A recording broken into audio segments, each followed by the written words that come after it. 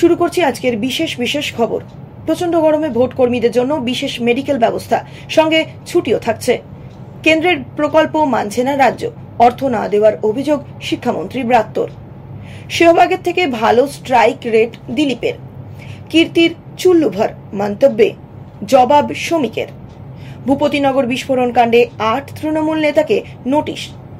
NIA এর শনিবার হাজিরার নির্দেশ। কলকাতায় ব্যবসায়ীর অফিসে আয়কর হানা, ভোটের মুখে উদ্ধার ৫৮ লক্ষ টাকা। লোকসভা ভোটে স্বচ্ছ ও ভোটারদের নিরাপত্তা সুনিশ্চিত করতে বদ্ধপরিকর জাতীয় নির্বাচন কমিশন। একইভাবে এই নির্বাচনে জড়িত লক্ষ লক্ষ ভোট কর্মীদের স্বাস্থ্যের দিকেও নজর রাখছে কমিশন। প্রচন্ড গরমে ভোট কর্মীদের স্বাস্থ্যের কথা মাথায় রেখেই বেশ কিছু ব্যবস্থা গ্রহণ করা হয়েছে কমিশনের তরফে। অন্যদিকে ভোটের জন্য রাজ্যের বিশেষ সাধারণ পর্যবেক্ষক হচ্ছেন অবসরপ্রাপ্ত আধিকারিক আইএএস আলোক সিনহা। যেমন লোকসভা নির্বাচনে ভোট কর্মীদের জন্য বিশেষ মেডিকেল কিটের ব্যবস্থা করেছেন কমিশন। প্রত্যেকের জন্য দেওয়া হচ্ছে বিশেষ মেডিকেল কিট, যাতে থাকছে জ্বর, সর্দি কাশি, হাঁচি, পেটের অসুখের ওষুধ। এছাড়াও থাকছে মশার ধূপ এবং হ্যান্ড স্যানিটাইজার। অন্যদিকে আনুষ্ঠানিকভাবে লোকসভা নির্বাচন চলবে আগামী ৪ জুন পর্যন্ত। ওই দিনই ১৮তম লোকসভা নির্বাচনের ভোট গণনা ও ফলাফল ঘোষণা। তাই নির্বাচন চলাকালীন বিশেষ করে ভোটের দিনগুলোতে ছুটি ঘোষণা করেছে রাজ্য সরকার। সারা দেশ জুড়ে ৭ দফায় নির্বাচন অনুষ্ঠিত হবে। বাংলাতেও ভোট হবে ৭ দফাতেই।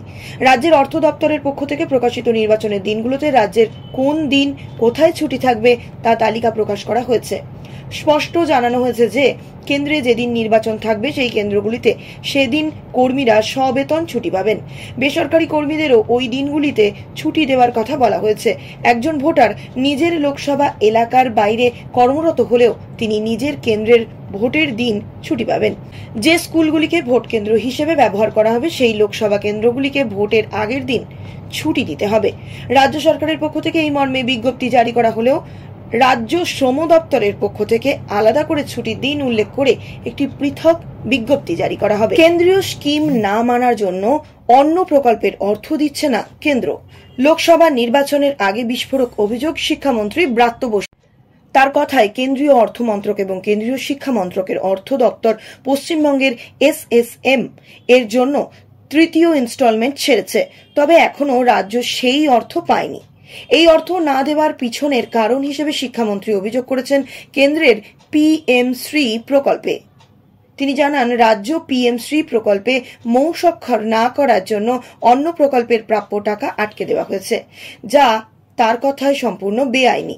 শিক্ষামন্ত্রী ব্রাত্য বসু তার এক্স হ্যান্ডেলে লেখেন, একটা প্রকল্পের জন্য অন্য প্রকল্পের প্রাপ্য টাকা আটকে দেওয়া সম্পূর্ণ বেআইনি এবং অনৈতিক। রাজ্য যে প্রকল্পের 40% শেয়ার দিচ্ছে সেই রকম কেন্দ্রীয় প্রকল্প থাকার কি দরকার? সস্তার রাজনীতি। তিনি আরো জানান, সর্বশিক্ষা মিশনের জন্য 485 কোটি টাকা প্রাপ্য কেন্দ্রীয় সরকারের থেকে, সেটা আমাদের ট্যাক্সের টাকা। সেটা কেন্দ্রীয় সরকারের অর্থ দপ্তরের অনুমোদন দিয়েছে, কিন্তু কেন্দ্রীয় শিক্ষা দপ্তর এই টাকাটা আমাদের জন্য বরাদ্দ করছে না। শিক্ষা সচিব, আমি এবং আমাদের রাজ্য সরকারের মুখ্য সচিব বারংবার বলা সত্ত্বেও কোনো একটি অজ্ঞাত কারণে টাকাটাকে আটকে রাখা হয়েছে। যেহেতু রাজ্য সরকার পিএম শ্রী প্রকল্পে সই করেনি, তাই সর্বশিক্ষা মিশনের টাকা ওরা দিচ্ছে না। বর্ধমান দুর্গাপুর লোকসভা কেন্দ্রে তৃণমূল ও বিজেপির 2 প্রার্থী বাকযুদ্ধ চরমে পৌঁছেছে, যার আপাত পরিসমাপ্তিতে বিজেপির দিলীপ ঘোষকে উল্লেখ করে চুল্লু ভর পানি মে ডুবকে মর জানা চাইয়ে মন্তব্য করেন তৃণমূলের কীর্তি আদাজ।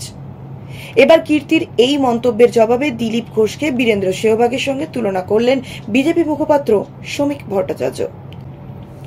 একদিকে দিলীপ ঘোষ এবং তার একের পর এক বিতর্কিত মন্তব্য, কখনো মুখ্যমন্ত্রী মমতা বন্দ্যোপাধ্যায়ের প্রীতি পরিচয়, তো আবার কখনো নির্বাচন কমিশনকে মেসোমশাই বলা।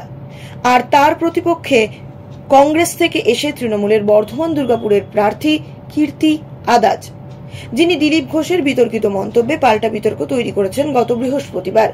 কীর্তির মন্তব্য ছিল চুল্লু ভর পানি মে ডুবকে মর জানা চাহিয়ে। 2 প্রার্থী এই বিতর্কিত মন্তব্যের ডুয়েলের মাঝেই দিলীপের পাশে দাঁড়ালো রাজ্য বিজেপি নেতৃত্ব। দিলীপ ঘোষকে বিজেপির সবচেয়ে সফল রাজ্য সভাপতি হিসেবে উল্লেখ করেন শ্রমিক ভট্টাচার্য। আর সেই প্রসঙ্গে প্রাক্তন ভারতীয় ওপেনার বীরেন্দ্র শেহবাগের সঙ্গে তুলনা টানলেন বিজেপির মুখপাত্র। তিনি বলেন, দিলীপ ঘোষ ভূমিপুত্র। দিলীপ ঘোষের স্ট্রাইক রেট বীরেন্দ্র সেহবাগের থেকে অনেক বেশি। জীবনে কোনো নির্বাচনে তিনি পরাজিত হননি। বঙ্গ বিজেপির ইতিহাসে তিনি সফলতম সভাপতি।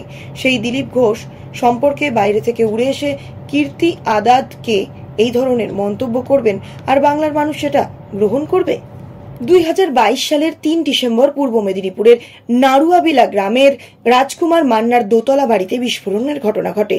মৃত্যু হয় 3 জনের। ঘটনার পর পুলিশ তদন্ত শুরু করলেও পরে এই ঘটনার ময়না তদন্তের ভার নেন NIA। আর এই ঘটনায় তদন্তে বৃহস্পতিবার 3 জন তৃণমূল নেতাকে ডেকে পাঠিয়েছিল জাতীয় তদন্তকারী সংস্থা। কিন্তু তাদের বেশিরভাগই NIA কে চিঠি দিয়ে জানিয়েছেন যে তারা নির্বাচন এবং অন্যান্য কাজের জন্য আসতে পারছেন না হাজিরা দিতে। এদিকে তার 24 ঘন্টার মধ্যে শুক্রবার ভূপতিনগর বিস্ফোরণ কাণ্ডে যুক্ত থাকা সন্দেহজনক মোট 8 জন তৃণমূল নেতা কর্মীকে নোটিশ পাঠালো ন্যাশনাল ইনভেস্টিগেশন এজেন্সি।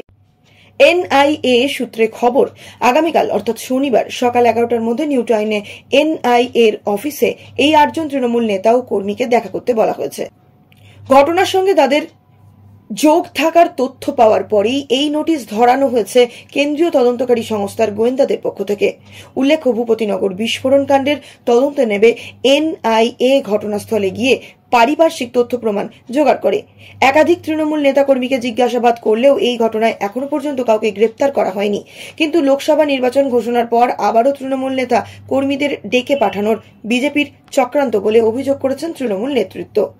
এই দিন এই নিয়ে সোশ্যাল মিডিয়ায় পোস্ট করেছেন তৃণমূল নেতা কুণাল ঘোষ।